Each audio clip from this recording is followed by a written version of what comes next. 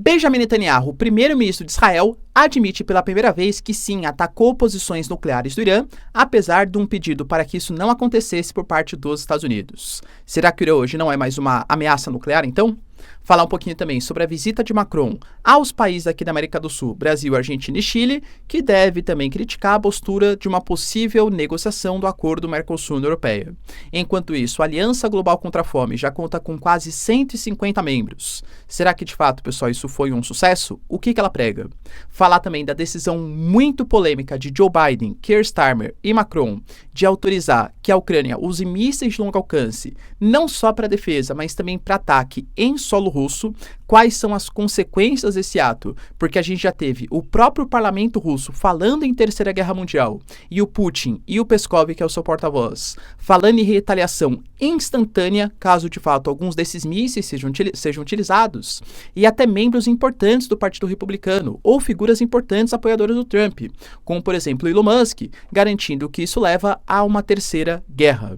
Para finalizar, falar também do Biden, que aprovou um pacote ali de 50 milhões de dólares em direção à floresta amazônica. Isso muda então a preservação ambiental da região norte do Brasil? Se vocês querem entender um pouco mais sobre esses assuntos, e muito mais também sobre geografia, geopolítica, atualidades, política, polêmicas, enfim, tudo para você se manter sempre bem atualizado, já se inscreve no canal, deixa seu like e compartilha esse vídeo, que eu, professor Ricardo, conto muito com a sua ajuda. Belezinha? Pessoal, para quem não sabe, a Nomad, que é a maior conta internacional do Brasil, é parceiraça aqui do canal e de verdade, presta atenção que os caras ficaram malucos, tá? Para quem não sabe, é a conta mais utilizada e a conta que mais cresce do Brasil pela qualidade do serviço prestado. Eu sou cliente, eu posso falar, tá? E os caras estão fazendo uma expansão tão assim violenta da marca que agora com a Black Friday ou a Yellow Friday da Nomad, eles estão oferecendo um desconto de até 25 centavos por dólar convertido. Então vamos imaginar, por exemplo, que você vai fazer uma compra de dólares e o valor do dólar comercial está 5,75, por exemplo. Você pode pagar até 5,50. Cara, é uma maluquice tão grande isso que a promoção é por tempo limitado. Eu não perderia a oportunidade se fosse você, utilizando o cupom que eu estou deixando aqui para vocês. Caso você vá fazer uma conversão cambial de até 500 dólares, o desconto ele é de 15 centavos por dólar convertido. Caso você vá fazer uma conversão de 500 dólares a 1.000 dólares, é também de 15 centavos, mas também dá um acesso à Nomad Lounge, que fica ali no aeroporto de Guarulhos. Galera, sensacional, tá? E caso seja acima de 1.000 dólares, o desconto é de 25 centavos por dólar. De verdade, tá? Eu não sei como eles vão ter que de fato pagar, né, para conseguir fazer isso, porque eles confiam tanto na marca que trazendo vocês ali para Nomad, eles têm certeza que vocês vão se converter como clientes fiéis. Então, se eu fosse você, eu não perderia a oportunidade. É a chance de você realizar investimentos dolarizados, que é uma forma de reserva também, né, de valor, tendo o dólar uma moeda muito mais forte do que o real, fora para uma eventual viagem, por exemplo, para comprar dólares antecipados, pagando 25 centavos mais barato por dólar, oportunidade de ouro. Eles também te dão acesso a um cartão que pode ser físico ou digital, que é aceito em mais de 180 países e paga um dos menores IOFs do mercado, além da simplicidade, não tem que ficar pensando na conversão quando for viajar. Pô, paga no cartão da Nomad, você ainda vai ter acesso a uma série de benefícios. Então, ó, link na descrição, pessoal, é por tempo limitado, tá?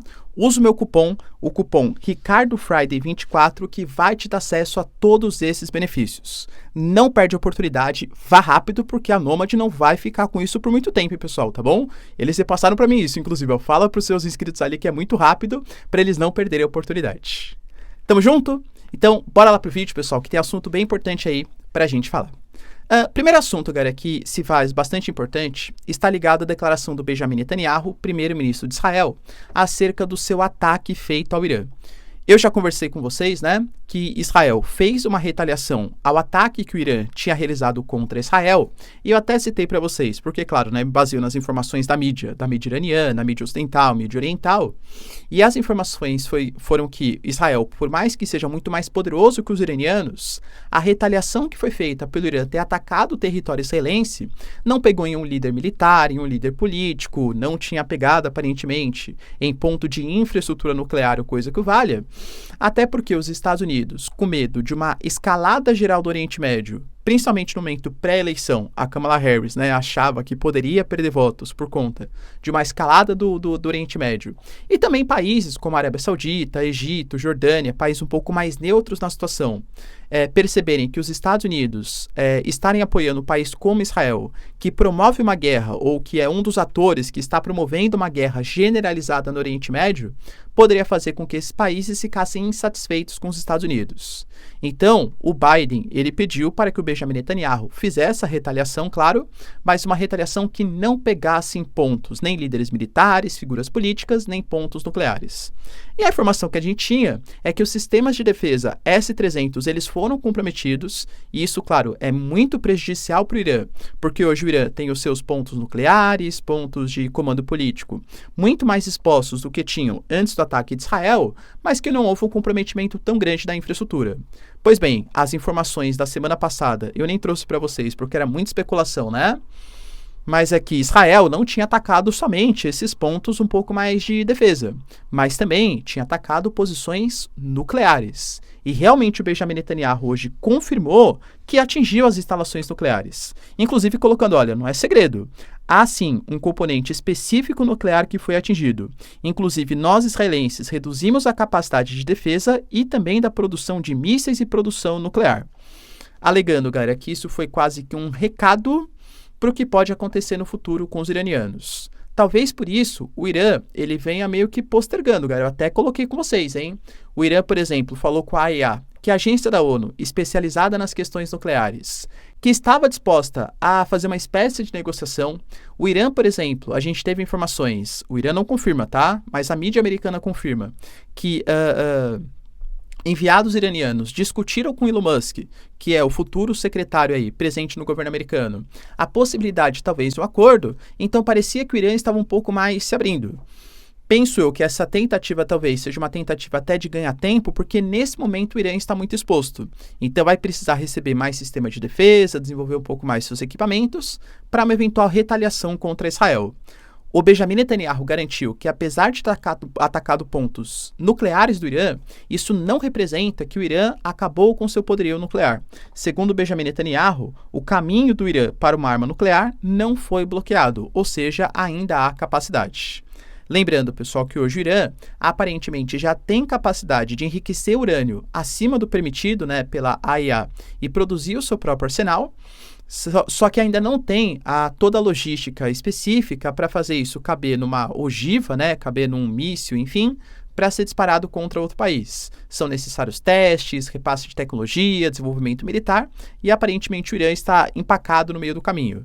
Mas o Irã aparentemente teve um setor bastante comprometido a partir do ataque de Israel. Como eu falei para vocês, pessoal, na introdução, a gente tem nesse momento o início da cúpula do G20. Sim, o G20 está acontecendo, aconteceram reuniões prévias, o G20 social, o G20, né? Que são uma série de reuniões entre prefeitos, reuniões que vão discutir aspectos sociais relacionados às 20 maiores economias do globo, mais a União Europeia, mais a União Africana, mas agora está começando para valer, ou seja, os líderes, os chefes de Estado. Só que antes, vários líderes aproveitaram a visitinha que vão ter que fazer ao Rio de Janeiro, ao Brasil, para dar uma voltinha também na América do Sul. A gente teve, por exemplo, a China, que passou pelo Peru e inaugurou o maior porto, um dos maiores portos aí da América Latina, super importantes para a integração não só do Peru com o Pacífico, mas com toda a América do Sul, inclusive com a possibilidade do Brasil aderir à nova Rota da Seda. Já discutimos em vídeos passados que o Brasil também se beneficia muito do porto chinês, do porto peruano, né? Que foi construído ali pelos chineses. E o Macron também veio. O Macron veio em direção à América do Sul, lembrando que a América do Sul tem um potencial gigantesco de lítio, principalmente países como Chile, países como Argentina, a Bolívia também tem bastante lítio. E o Macron sabe, né? O Macron está interessado no lítio, principalmente por conta da eletrificação, do desenvolvimento de baterias. Mas além da questão do lítio, a gente sabe que existem pontos de extrema discordância entre Macron e Javier Milei. Talvez o Javier Milei represente tudo aquilo que o Macron não representa. O Macron é um pouco mais internacionalista, um pouco mais cosmopolita, acredita, né, em grandes organizações internacionais como a União Europeia, como o Acordo de Paris, como o G20, como a OTAN, para liderar discussões importantes para o mundo. O Milei não, ele tem uma postura um pouco mais isolacionista, né, muito mais parecido com Trump e com outros líderes aí mais nacionalistas aí que existem no mundo. O Macron alegou que ele foi em direção à Argentina, foi fazer a visita também a alguns locais de memória, aqueles que padeceram por conta da ditadura militar da Argentina. Lembrando que isso também, pessoal, é um ponto de bastante discordância. Milei e a Victoria Villarruel, que é a vice-presidente do Milei, são acusados de serem revisionistas históricos, porque eles não respeitam órgãos de direitos humanos, que alegam, né, que sofreram durante o período militar da Argentina, e alguns franceses faleceram também durante esse processo. O Macron faz uma espécie de homenagem a eles. Mas, claro, ele não viria para a Argentina só para homenagear, né, galera? Convenhamos que é muito mais pro forma isso. Ele veio discutir a questão do lítio. De novo, existem empresas francesas já explorando o lítio argentino, mas também veio discutir a questão do Milei tentar se integrar a essa cúpula do G20. Aparentemente, pelo menos um pouquinho já deu certo. Especulava-se, por exemplo, que o Milei poderia não assinar a Aliança Global pela Fome. A Argentina, aparentemente, vai entrar. Ponto importante aí para a Aliança Global contra a Pobreza e a Fome. Mas, além disso, vai lembrar que esse G20 ele está sendo colocado não só pela reunião entre os países mais importantes do planeta, mas também para as reuniões bilaterais. Pois bem, pessoal, um dos acordos que possivelmente podem ser assinados, ou pelo menos mais intensificamente negociados, é o acordo Mercosul-União Europeia. Sim, aquele mesmo que começou a ser negociado com o Fernando Henrique em 1999, aí passou muito tempo, aí teve a época do Bolsonaro, que anunciou o acordo, só que ainda precisava passar por alguns ajustes, e hoje a União Europeia, principalmente os franceses, tentam boicotar esse acordo, muito por conta de alegarem que os países do Mercosul não têm legislações ambientais tão rígidas como tem a União Europeia e que um eventual acordo Mercosul-União Europeia faria com que incentivasse-se muito a agricultura do Mercosul, podendo aumentar o desmatamento do Cerrado, o desmatamento da Amazônia, atingir povos originários e coisa que valha. Vale lembrar, pessoal, que o Brasil também tem uma política um pouco protecionista relacionada às compras governamentais, alegando que tudo que é comprado por instituições públicas deve ser produzido pelo Mercosul e não exatamente pela União Europeia. Então existem algumas discordâncias. Aparentemente, o Macron está querendo mostrar que o acordo Mercosul-União Europeia não pode ser assinado e talvez conte com o apoio do Milei para que isso seja deliberado. Vai lembrar, pessoal, que outro ponto importante é que a gente está tendo, nesse momento, protestos de agricultores franceses. Os agricultores franceses reclamando de uma falta de flexibilização das leis tributárias, das leis ambientais, alegando, né, se mostrando contra esse acordo Mercosul-União Europeia. Já falei para vocês inúmeras vezes, acho muito difícil que ele saia, apesar do desejo principalmente do Lula e da Ursula von der Leyen, que é a própria liderança da União Europeia. A gente teve também, pessoal, como eu falei na introdução, a formação do que a gente está chamando de Aliança Global contra a Fome. E olha, vários países, inclusive a Argentina, um pouco mais isolacionista, também assinou. A gente fala de 148 membros, sendo 82 países. Vale lembrar que esse G20, que está se iniciando agora, ele é baseado em 3 eixos principais. É o eixo da inclusão social e o combate à fome e à pobreza, o eixo da transição energética e desenvolvimento sustentável e o eixo da reforma da governança global, questionando o papel de instituições como o FMI, como o Banco Mundial, como o Conselho de Segurança da ONU, né? Talvez essa, para o Brasil, seja a pauta mais importante. O Brasil, ele começou a apresentar alguns dados para tentar convencer os países a participarem dessa aliança global contra a fome, que vai ter sede, inclusive, na Itália, alegando, pessoal, que no momento a gente tem pouco mais de 1 bilhão de pessoas que estão abaixo da linha da pobreza e que isso é mais que o dobro da meta que deveria ter para 2024. O Brasil alega que o mundo retrocedeu para os níveis que eram para ter em 2008, época inclusive da crise que se estabeleceu, que claro leva ao aumento da insegurança alimentar. Então o Brasil ressalta a importância, visto que existem hoje 30% das crianças do planeta que passam por uma situação de fome e 13,5% dos adultos. Agora de novo, né?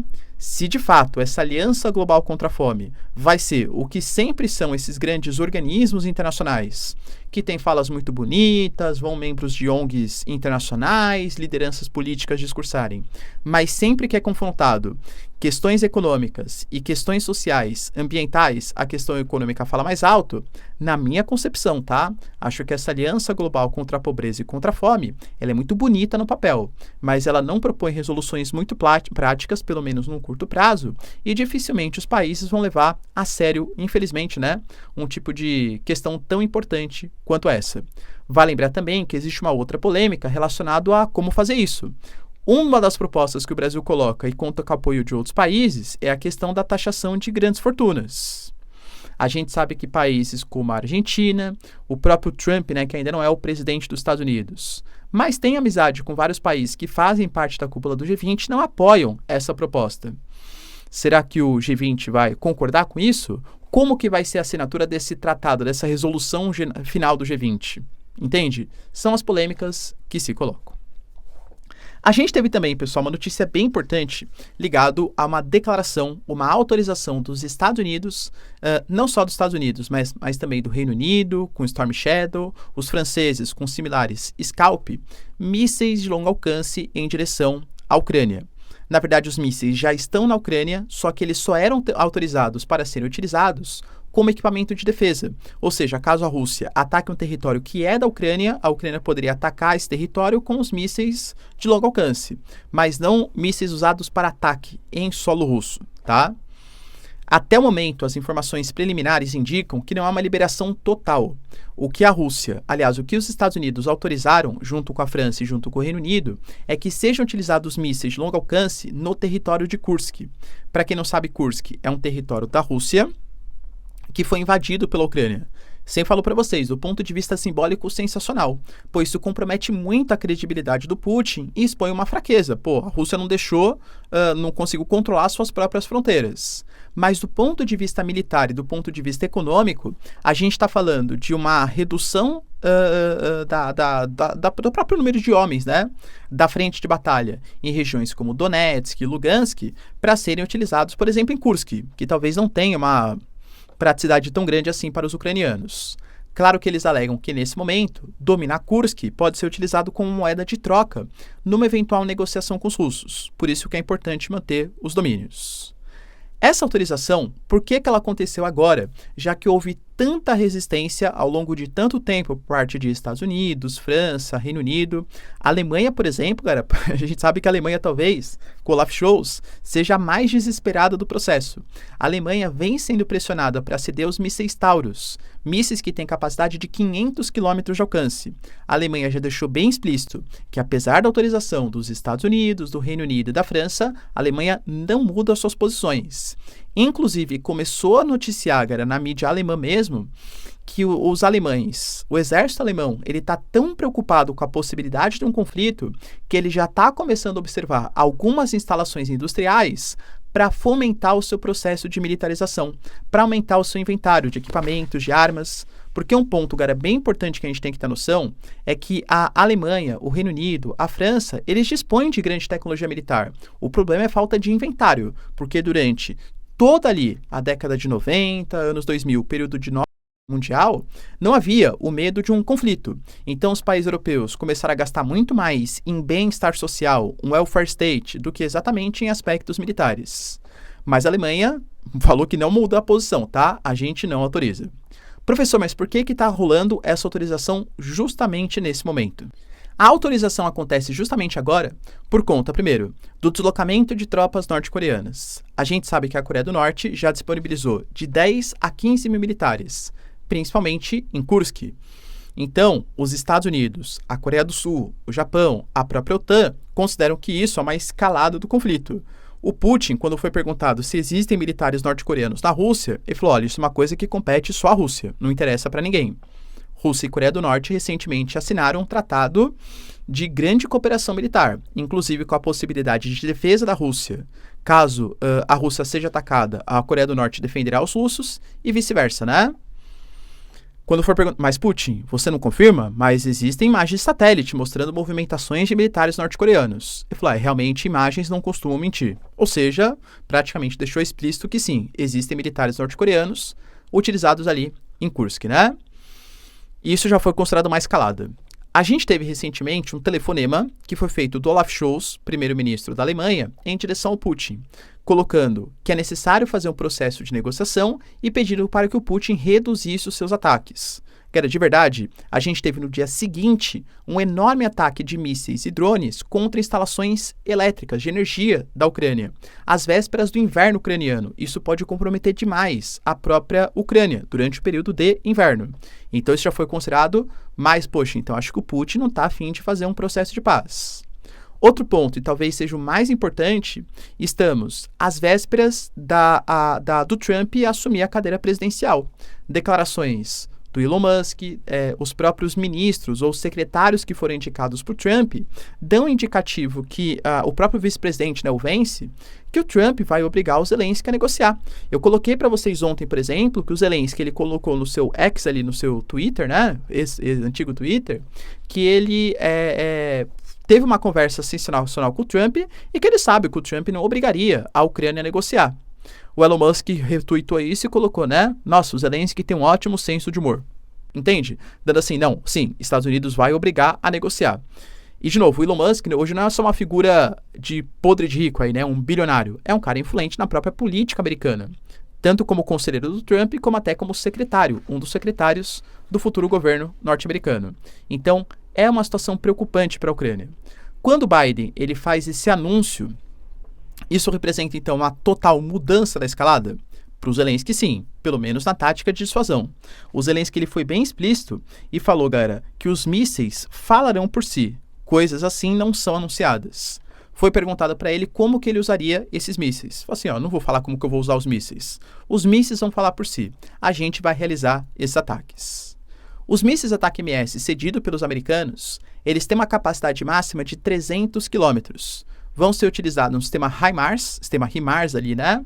Que é um sistema de altíssima capacidade, um sistema muito ágil, né, e de altíssima precisão, e que ele pode disparar e mudar de posição, o que dificulta retaliações com drones, equipamentos e tal. Então, claro que é uma preocupação para a Rússia. Não pode atingir, talvez, os pontos mais sensíveis da parte política, a parte militar dos russos. Mas vocês entendem, galera, que conseguir atacar até 300 quilômetros vai fazer com que os russos, por exemplo, possam ter pontos sensíveis de inventário, de equipamentos, de homens, de parte logística sendo atacados. Eles vão ter que recuar um pouco suas posições, atrapalhando inclusive toda a logística de ataque. Então, sim, pode comprometer essa ofensiva dos russos, principalmente em Donetsk. É uma situação preocupante para o Putin. Só que existem alguns problemas também. Eu já venho compartilhando com vocês que o Pentágono, não é informação minha, tá? O Lloyd Austin, ele já se mostrava contrário a fornecer esses mísseis, alegando, galera, primeiro, que são mísseis muito caros, que o Zelensky estava pedindo demais e estava querendo furar a fila de outros países que já têm esses mísseis, né, esses mísseis de longo alcance, encomendados, e que talvez a Ucrânia utilizar a tática de drones, que são muito mais baratos, muito mais furtivos, e alguns deles conseguem chegar a distâncias tão grandes quanto, poderia ser uma tática muito mais eficiente. Mas claro que é muito mais simbólico vocês terem ali um ataque MS, né, cedido pelos americanos, que tem uma capacidade de ogiva muito mais considerável. A gente não sabe exatamente quantos existem na Ucrânia, quanto os americanos ainda vão ceder em direção aos ucranianos e qual o poder que isso vai poder fazer no território russo. Mas as especulações da mídia americana mesmo colocam que não vai mudar tanto assim a situação no campo de batalha, excetuando uma eventual resposta dos russos. A gente teve, por exemplo, declarações de pessoas importantes da política americana, como, por exemplo, Elon Musk, colocando que o problema é que a Rússia vai responder de maneira recíproca a esses ataques. Só que essa resposta talvez não venha contra os Estados Unidos, que cederam os mísseis, e sim a resposta venha contra a Ucrânia. A Rússia conta com um arsenal de 20 mísseis diferentes, muito mais poderoso, claro, galera, que a Ucrânia, entende? Claro que também sofre bastante com o conflito, mas também aumentou seus gastos militares. A Rússia ela tem, de fato, mais capacidade. O próprio filho do Trump, por exemplo, também teceu críticas, colocando, né, uma certa teoria ali, o exército, a parte militar norte-americana está preocupada com a redução dos seus gastos, então está querendo iniciar um conflito antes que meu pai consiga trazer a paz. O próprio Robert Kennedy Jr., que foi nomeado como secretário de saúde ali dos Estados Unidos, também criticou a ação, falando que os democratas aparentemente buscam a guerra. Ou seja, a impressão que dá, pelo menos para a oposição ao Partido Democrata ao Biden, é que essa decisão vai causar o conflito. E de verdade, a própria Duma e o Putin e o Peskov falaram coisas muito parecidas. A gente teve, pessoal, a Rússia colocando que os americanos estão colocando lenha na fogueira com essa decisão. O Putin mesmo já falou que isso é uma linha vermelha, só um parênteses. Vale destacar também que o Putin já falou que várias coisas eram linhas vermelhas, né? Se o Ocidente ceder equipamentos, se interferir alguma coisinha no conflito, já é linha vermelha. Arma nuclear. Interferiu, não aconteceu nada. Ah, não, mas se vierem os caças F-16, aí é linha vermelha. Caça F-16, não aconteceu nada.